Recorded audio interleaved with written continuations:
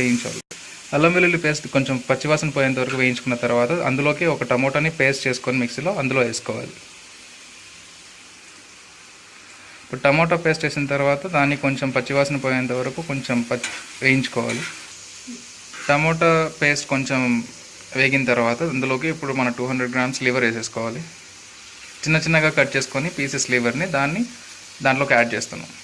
Add చేసిన తర్వాత కొంచెం ఫ్రై అయ్యేంత వరకు దాన్ని ఫ్రై చేసుకోవాలి, స్లోగా కలుపుకుంటూ. లివర్ అలా కొంచెం వేగిన తర్వాత దాంట్లో కొంచెం సాల్ట్,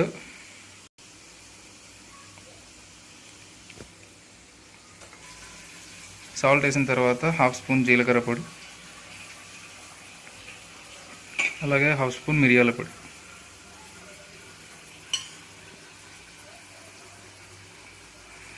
అందులోకి అలాగే గరం మసాలా కొంచెం వేసుకోవాలి, ఒక 1/2 స్పూన్ గరం మసాలా,